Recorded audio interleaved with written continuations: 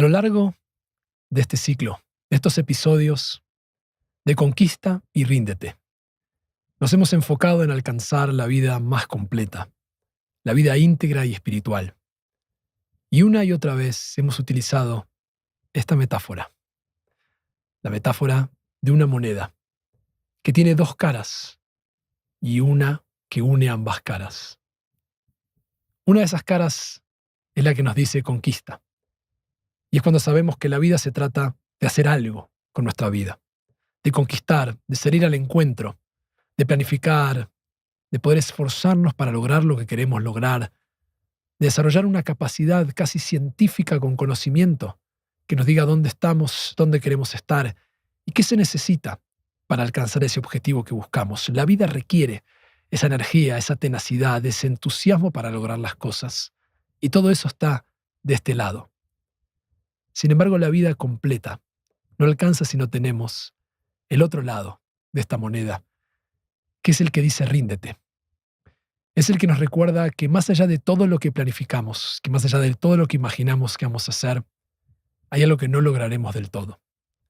Hay algo que es más grande, complicado. Hay algo que es difícil y tenemos límites en nuestra humanidad. Rendirse, como digo una y otra vez, tiene una connotación muy negativa en nuestra cultura. Es que uno se ha rendido, es que no lo consiguió. Pero rendirse espiritualmente implica aceptar en humildad que hay cosas que realmente uno no comprenderá. Y cuando logra establecer esto como parte de su vida, desarrolla el arte de la plenitud. Ya no la ciencia de lograr cosas, sino la capacidad artística de apreciar la belleza del mundo, de ver todo lo bueno que nos rodea, de desarrollar la bendición, el agradecimiento, la consagración de lo que es. Y así está estructurada la vida judía, para poder desarrollar ambos lados. Tenemos un día que se llama Shabbat, que es un día de descanso, un día para apreciar, para rendirnos, donde no se espera que alcancemos nada, sino que tengamos la capacidad para agradecer, reconocer y celebrar lo que es. Y tenemos 6 días para conquistar, para hacer lo que la tradición llama un tikkun, una corrección. Se espera que hagamos, que el mundo mejore. Tenemos esperanza, y la esperanza es la no aceptación de lo que es, sino la expectativa de que las cosas sean mejores de lo que son. Esa es la tikvá. Para alcanzar esa vida íntegra y plena, exploramos aquí en este espacio cómo vivir en el punto medio, en esa I de conquista y ríndete, la I que une las dos caras de la moneda, porque uniendo ambas es que nuestra vida será vida plena de sentido. Así te doy la bienvenida a un nuevo episodio de Conquista y Ríndete.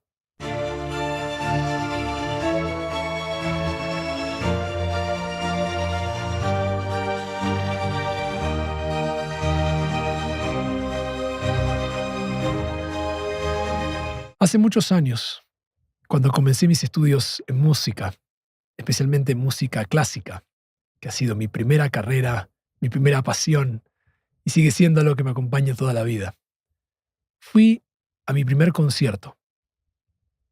Era el primer concierto que recordaba de forma consciente, básicamente, porque seguramente había escuchado instrumentos musicales antes que eso. Pero sí recuerdo estar ni más ni menos que en el Teatro Colón, teatro precioso de Buenos Aires, gigante, para escuchar una orquesta con cientos de instrumentos. Y sin embargo, cuando comenzó, recuerdo que dije, suena muy suave, no tiene mucho volumen. Y me sorprendí, porque yo había crecido también, por supuesto, en el mundo de la música moderna, que uno de los cambios más interesantes y más transformadores en ese campo ha sido la implementación de la electricidad a la música, dándonos lo que hoy llamamos la amplificación. Es decir, utilizar algún medio que hace que el sonido se amplifique. De hecho, estoy hablando con un micrófono, que es parte de eso. Y la amplificación ha traído la posibilidad de hacer conciertos muy grandes, de poder expandir estos niveles de volumen y de sonido. Sin embargo, vamos a explorar algo en este espacio del día de hoy, un atributo muy especial que tenemos que recuperar para vivir esta vida íntegra y encontrarla en el punto medio como hacemos siempre, y encontrarlo de manera tal que nos haga vivir vidas más íntegras. Y me estoy refiriendo ni más ni menos que un atributo que se llama en hebreo shtika y que se traduce como silencio. La mayoría de la gente teme al silencio. Deja encendido el televisor en la casa o ruidos de fondo porque no quiere estar en silencio para no escuchar su mente. Bien sabemos que cuando apagamos los ruidos nos encontramos con nosotros mismos. Vamos a explorar lo que eso representa. Pero lo más interesante es lo que sabemos hoy a través de las investigaciones científicas con respecto al sonido y el ruido, y estudios que se han realizado en distintas universidades. Y han demostrado ciertos estudios que en los últimos 25 años el nivel de volumen se ha cuadruplicado en nuestras sociedades, el nivel de ruido entre autos, en las calles. Y eso ha opacado a los sonidos de la naturaleza que nosotros mismos generamos, y bien sabemos que a veces no escuchamos los grillos, no escuchamos pájaros, se pierden entre los ruidos de la ciudad, entre la música que nos acompaña todo el tiempo. En cualquier lado que vamos siempre hay algo de fondo, ya sea que estemos en un aeropuerto, en el gimnasio, en el consultorio del doctor esperando nos ponen música. Estamos rodeados continuamente de sonidos. Entramos al auto y lo primero que hacemos es encender la radio o poner música. Y continuamente nos hemos acostumbrado a estar rodeados de sonidos, que muchas veces son hasta ruido que nos acompaña. Los estudios universitarios también dieron que nos hemos acostumbrado a un nivel de ruido que nuestros antepasados jamás conocieron, y el promedio es enorme. Casi 70 decibeles es considerado normal para muchos de nosotros, entre los ruidos de un lavarropas o los ruidos de la calle y la casa cuando caminamos, nos parece normal, pero son ruidos muy perjudiciales. Y lo que los científicos han encontrado es que hay algo dentro de nosotros, como seres humanos, que automáticamente se activa cuando escuchamos ruidos fuertes. Y hemos normalizado el volumen, que tenemos pequeñas dosis continuas de tensión oculta y que no sabemos dónde vienen, y que provienen de que hemos normalizado el volumen del ruido que nos rodea y que se mantiene en forma constante en todos lados y que nos cuesta cada vez más encontrar lugares de silencio. Otro estudio reciente ha demostrado que las personas rinden más cuando trabajan en silencio que con música de fondo. Curiosamente, esto es contraintuitivo. Muchos creen y dicen yo trabajo mejor con música, pero el estudio que se ha realizado ha demostrado que en distintos grupos de trabajo rendían más quienes estaban enfocados que aquellos que escuchaban todo el tiempo un ruido de fondo, que pensaban que ese ruido los ayudaba, y sin embargo en la parte de producción el estudio dio que el ruido continuo es algo que afectaba a la tarea. Es por eso que es esencial explorar dentro de todos los atributos para los maestros del Musar y para la vida, y hoy más que nunca, shtika, el silencio.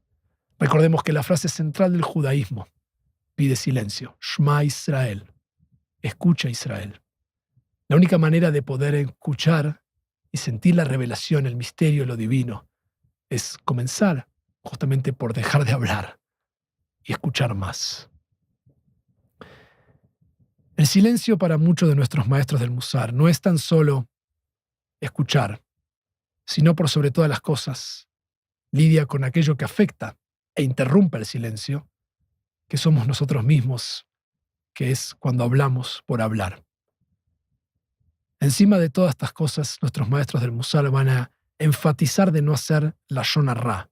No solamente es hablar por hablar, sino que lashon hará es hablar mal, literalmente, significa difamar, hablar de los demás, mentir o incluso lastimar con nuestras palabras. En el libro de Job, capítulo 33, en el versículo 33, leemos Aharesh va'alefja chochma, calla, y yo te enseñaré sabiduría. Y en este contexto esta frase surge cuando se intenta consolar a Job, este personaje que atraviesa tragedias terribles de la vida. Y la sabiduría de este libro de Jochma, de sabiduría sapiencial de vida, es muy importante, que lo que nos están diciendo es no solamente alcanza con saber qué decir, sino más aún saber cuándo no hablar, cuándo acompañar y no decir nada. Y muchas personas me preguntan esto incluso como rabino, cuando uno va a un funeral, cuando va a visitar a alguien que está enfermo. Me dicen, ¿qué hay que decir? Y yo he aprendido de mis maestros que hay momentos en que no hay que decir nada, que la suficiencia está en estar ahí presente, de una mirada, de un abrazo fuerte. Comunica más que a veces decir algo que es hasta torpe o raro. Y esto es porque nos sentimos incómodos con shtiká, con el silencio, pero tenemos que aprender a desarrollarlo. El judaísmo es una tradición que pone muchísimo énfasis en la palabra, en el habla, al punto tal que ha sido desde siempre el elemento que se considera lo más poderoso que Dios le regala al ser humano. Maestros hasídicos enseñan que el atributo principal que compartimos con Dios justamente es el habla. Dios en la Biblia crea hablando, que se haga la luz, y las cosas acontecen cuando las nombra. Los judíos rezamos todos los días por la mañana, Baruch she'amar ve'haya olam. Bendito es el que habló y que el mundo fue creado. Y así como Dios crea el mundo a través de la palabra, nosotros creamos nuestra vida, nuestro mundo a través de lo que hablamos y nombramos. Vivimos en estas narrativas, en estas historias que nos contamos a nosotros mismos, sobre las personas y el mundo. Y por eso debemos ser muy cuidadosos con este silencio que se interrumpe cuando hablamos por hablar y cuando decimos cosas que nos pueden dañar, porque es utilizar justamente la herramienta más sagrada y divina, dicen nuestros maestros, en nuestra propia contra.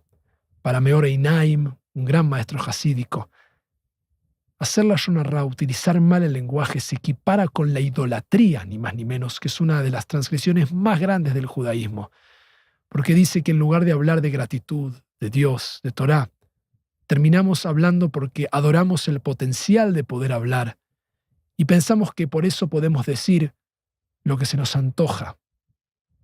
Y sin embargo, eso es justamente idolatrar nuestro propio regalo divino, que es la posibilidad de hablar. Bien sabemos que el potencial creativo del lenguaje es asombroso y también sabemos que el potencial destructivo del lenguaje es terrorífico. Se han escrito libros enteros en la tradición judía sobre la Lashon Hará, nuevamente sobre utilizar mal el lenguaje. Y Nehama Leibovich, una gran maestra, tiene un estudio en el que recuerda que no es el dedo el que dispara, sino la palabra que da la instrucción de disparar. La guerra no la hace el cuerpo, dice Nehama Leibovich, la hace la palabra, la hace el habla. Para Luzzatto, uno de los grandes maestros del Musar, de esta disciplina ética espiritual, que aquí exploramos en cada uno de estos episodios, en Mesilat Yesharim, escrito en 1738, él describe que uno de los factores que inhiben la capacidad de mantenerse en Zeirut, que es atención, conciencia, estar vigilante en forma espiritual, lo cual evita la pérdida de esta vida con sentido, es ni más ni menos que usar el habla continuamente para hacer bromas, para hacer burlas, mofas, doble sentido o la ironía en exceso.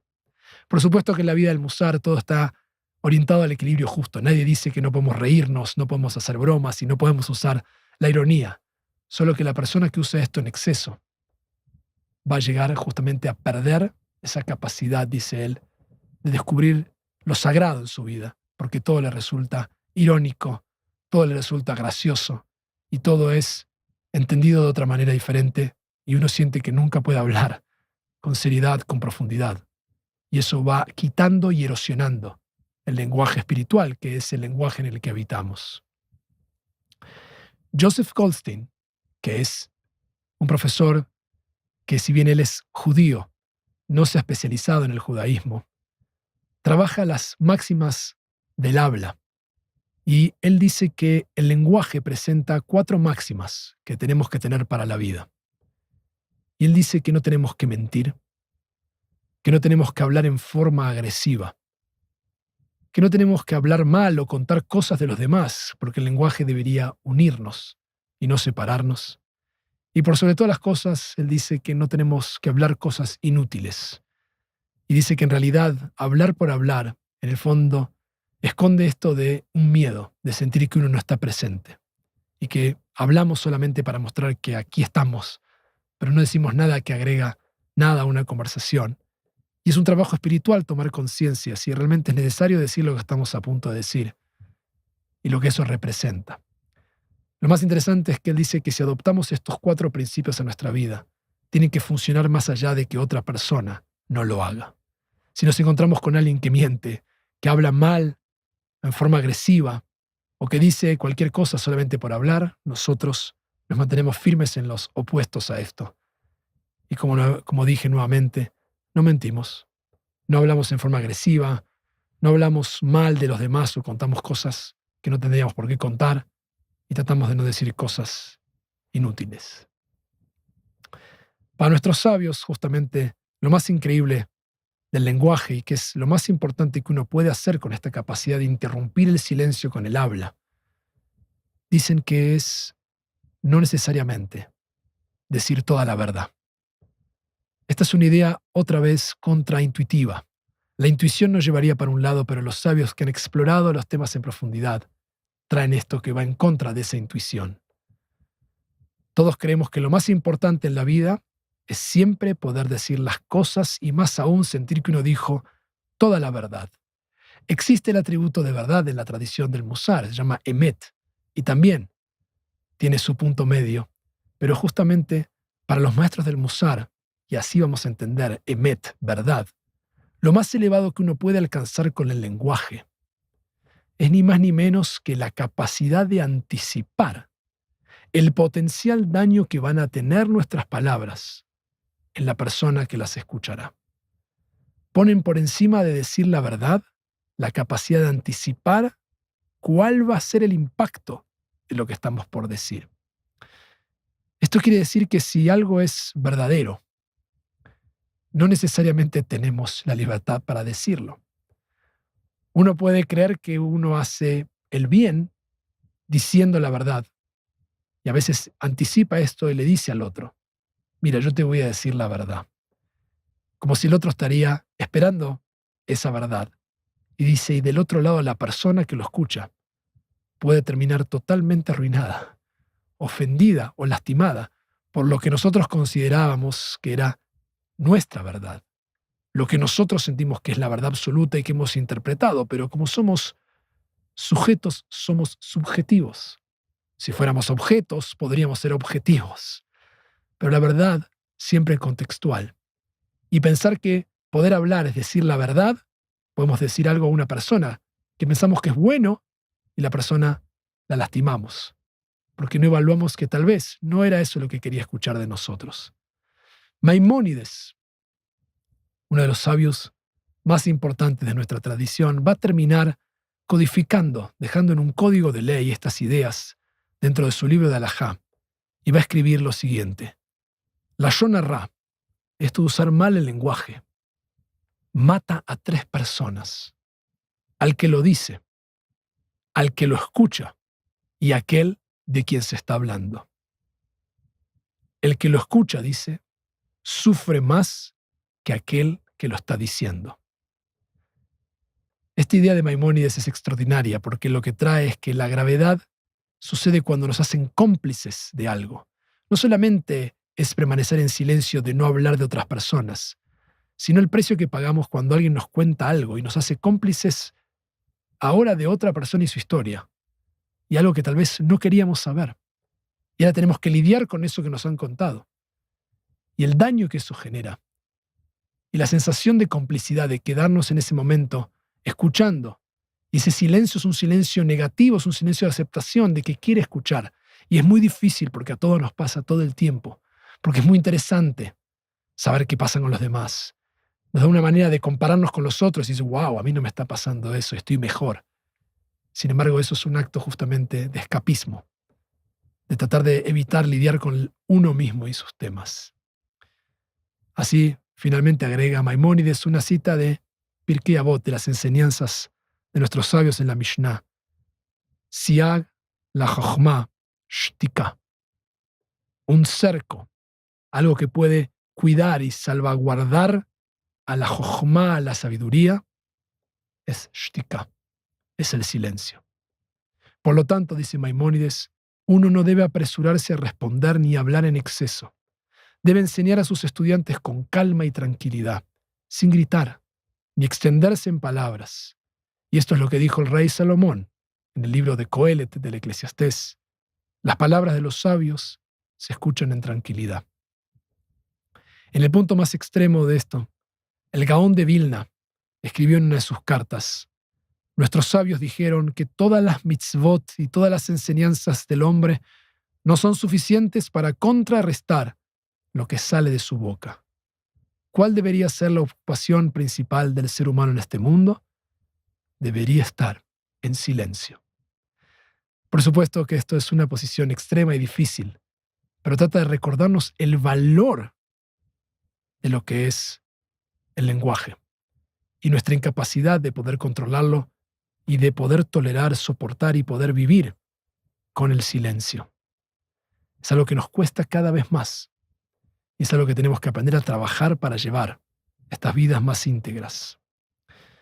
La consecuencia de lo que decimos para nuestros maestros y para nuestra tradición son eternas, ni más ni menos. Bien sabemos que después de decir lo que no debíamos decir, ya no podemos volver al punto anterior. Debemos ahora intentar reparar el daño y aceptar que viviremos el resto de la vida con eso que dijimos. Y lo peor aún, y la gravedad de esto, es que seguirá después de nuestra muerte, cuando ya no estemos físicamente, seguirá reverberando aquello indebido que no tendríamos que haber dicho. Ese es ni más ni menos el poder del habla, y por eso la importancia de practicar shtiká, de practicar silencio, no solo en todo lo que vemos en el entorno, sino particularmente dentro de nosotros mismos. Porque la palabra que decimos no se la lleva el viento. Queda impregnada en algo que es nuestra propia vida y la vida de quienes nos rodean. Como mencionamos al comienzo, nuestros maestros nos invitan a traer silencio en nuestras vidas. Pero cuando estamos callados descubrimos que en realidad el silencio está lejos de ser silencioso. Apenas nos callamos sabemos que emerge esa voz que todos tenemos dentro y que nos habla y que nos comienza a hablar a veces sin parar.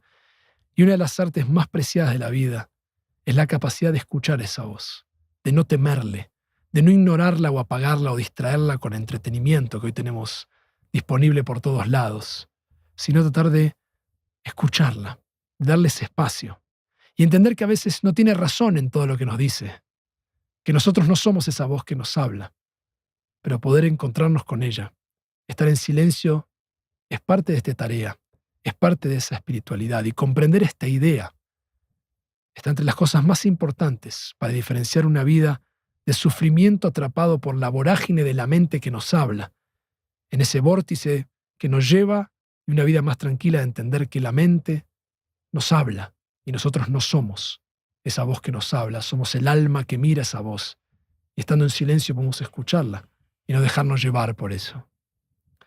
Por supuesto que en su punto medio, como hemos visto en todos los atributos, los extremos son siempre malos. Esto no se trata de nunca más hablar nada, lo cual sería imposible, e incluso ante injusticias tenemos que hablar y no podemos permanecer callados. Pero el otro extremo, como estamos viendo y hemos analizado aquí, es muy malo. Tenemos que encontrar el punto justo. Y por eso, para concluir, aquí va, como hacemos en cada encuentro, el ejercicio de la semana. El musar y lo que exploramos aquí no es solamente algo que uno lo piensa, es algo que uno debe vivirlo. Y los maestros dan ejercicios para poner en práctica semanal y ver cómo podemos reajustar esa brújula y llevar toda esta experiencia a la I, a su punto medio. Y vamos a hacer lo que los místicos medievales se llaman Tzom Shtika. Es un ayuno de silencio.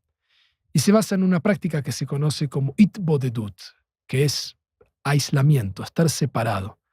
En la forma más simple, el ejercicio para esta semana es tratar de integrar este silencio y este aislamiento, encontrando un espacio de soledad que sea sin teléfonos, estar a solas, sin distracciones, sin libros, sin nada. Y poner ahí una manera o algo que nos marque un tiempo. Pueden ser 3 minutos nada más.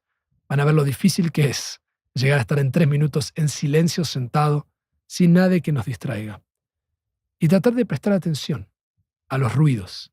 No solo a nuestra voz que nos va a empezar a hablar automáticamente, sino tratar de escuchar los ruidos de nuestro entorno, de nuestro alrededor, prestar atención, que a veces dicen que en ese silencio uno puede escuchar hasta la biorritmia, los ritmos que hay dentro de nuestro propio cuerpo, que a veces ni percibimos porque estar tapados, empezar a sentir pulsaciones. Y de esa manera no tapar esa voz, ese ruido, con todas las distracciones. Si podemos incorporar, dicen nuestros sabios, de forma sana momentos de silencio en soledad a nuestra vida, nuestros maestros nos prometen una gran recompensa. Jochma, sabiduría, que es lo más elevado. Como hemos dicho, calla y yo te enseñaré la sabiduría. Les deseo una excelente semana encontrando espacios de silencio, sin un libro, sin teléfono, sin distracciones, y que después puedan compartir aquí en los comentarios qué sintieron, cómo cambió su vida con estas prácticas. Y como siempre, suscribirse al canal si no lo hicieron para no perderse ningún episodio y especialmente seguir toda esta serie de Conquista y Ríndete, de 18 episodios que haremos para encontrar el estado del alma en su punto más íntegro y vivir una vida más espiritual. Nos vemos en el próximo episodio de Conquista y Ríndete.